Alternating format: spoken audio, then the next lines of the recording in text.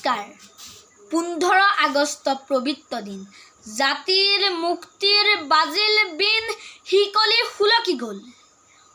1947 চনৰ আগলৈকে বিদেশী শাসক অৰ্থাৎ ইংৰাজসকলে ভাৰতবৰ্ষক ক্ষীৰতী গাই হিচাপে ব্যৱহাৰ কৰিছিল, যাৰ পৰিণতিত ভাৰতবৰ্ষৰ জনতাই আঁঠু কাঢ়ি জীয়াই থকাৰ দৰে হৈছিল। ইংৰাজসকলৰ ভাৰতৰ মাটিৰ পৰা বাহিৰলৈ খেদোৱাৰ প্ৰথমটো বিপ্লৱ আৰম্ভ হৈছিল 1757 চনত। এই বিদ্ৰোহটোৰ নাম হৈছে চিপাহী বিদ্ৰোহ।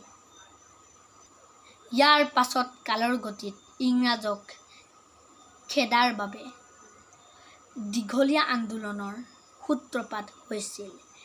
জাতিৰ পিতা মহাত্মা গান্ধীৰ নেতৃত্বত অহিংসা আন্দোলন গঢ় লৈ উঠিছিল আৰু 1947 চনৰ আজিৰ দিনটোত ইংৰাজসকলে ভাৰতক স্বাধীনতা প্ৰদান কৰে। এই সুযোগতে আমি স্বাধীনতা যুঁজত প্ৰাণ বিসৰ্জন দিয়া প্ৰতিজন ব্যক্তিলৈ আমি শ্ৰদ্ধা নিবেদন কৰিলোঁ। তেখেতসকলৰ ত্যাগ ভাৰতবৰ্ষৰ ইতিহাসত সোণালী আখৰেৰে লিখা থাকিব।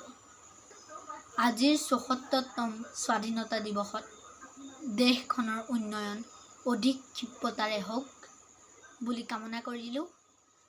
বন্দে